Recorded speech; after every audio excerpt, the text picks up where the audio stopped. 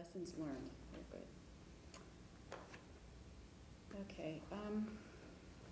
Let's talk a little bit about agencies and corporate PR. Mm-hmm.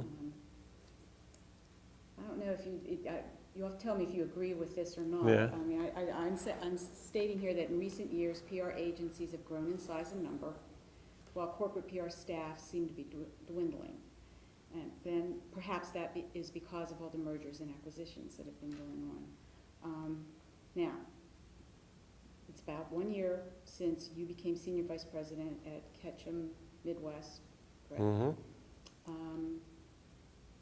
Have you experienced any challenges now that you're in that agency environment that really weren't evident when you were in the corporate PR environment?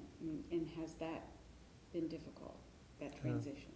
I'm actually surprised that the similarities between the two are as great as they are. Everyone always talks about the differences. I think people in agencies think they work harder than people in corporate, and corporate think that the agency people have the best deal. And now that I've been in corporate PR for about 30 years and only 4 years total in agency side, the similarities are very, very strong. And I actually told somebody over dinner the other night that I think I'm working harder than now than I did when I was at Sears in PR. And my wife quickly corrected me and said, no, that is not, take it from me, you're not. And because she remembers, the late nights and the like that I was consumed. So it must be age that I think that I'm working harder today. But it's the similarities are greater. Back to your point about whether or not the dynamics are changing between corporate, the pendulum is shifting, by all means. When I went to Sears, the PR function was well over 100. And that we had somebody whose responsibility essentially was to know everyone in the building, and he was kind of a goodwill ambassador at large.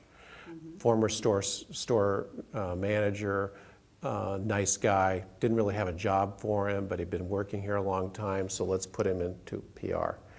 And so my job was to restructure the function and put people in various roles where that made sense.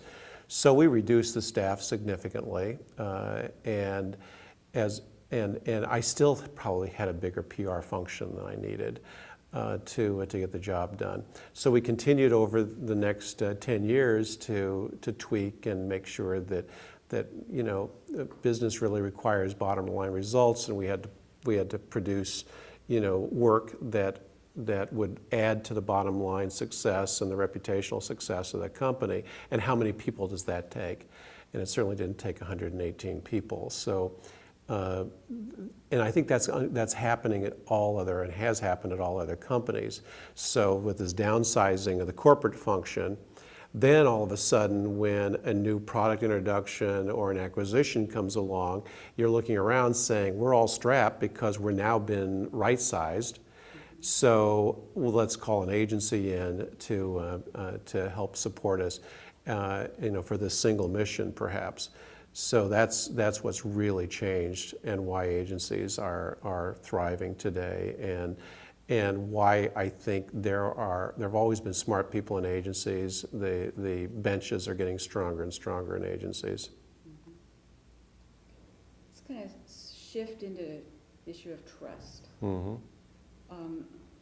What do you feel is the key to building trust and credibility in an organization? Wow. Yeah. Sprang that one on me. I think that, you mean from the PR function or the organization itself? Let's look at the PR function. Mm-hmm. Because it's very important, because a lot of PR functions don't have trust within organizations. It's far better than it used to be, where it was my PR guy is how we were introduced. Mm-hmm. And where my goal always working with CEOs in the past would be, how do I get them to stop referring to me as the flack or the PR guy who's going to come in and spin something into the person who he wants to call in because he has an idea to bounce off of the PR person. How is this perhaps going to be perceived by our various audiences? And so that really evolves over time. I didn't start there. And the first several jobs, I was definitely the PR guy that they'd turn to say, clean it up. We were always saying, gosh, if we were only there initially, this wouldn't have happened. Because we knew how this would play. And so in some cases, we were brought in after the fact because, gosh, maybe we should have told you about this. And so the trust factor, it really is driven from the top of the organization. Unfortunately, a lot of people come in PR functions and they have great ideas and they could be very good counselors, but senior management has not yet bought in. And so that's why I think a lot of people are very much hung up on reporting structures, because it makes all the difference in the world if the CEO hired you.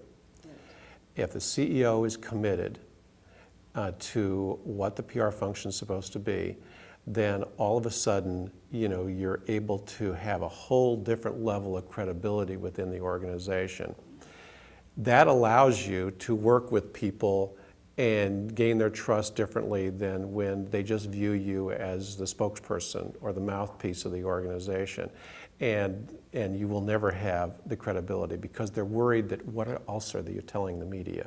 What else you're saying that, and so the only way they believe you is if they know that you understand the business of the company and that you're able to defend and build on the reputation of that company, that they all see you as a peer versus the person who just tell him what to tell the media.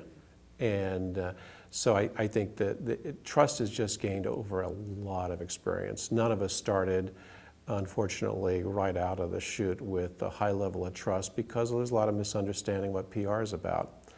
So it's just literally getting in and consistently building on top of one success or a problem, but you had answers that helped them to the next level.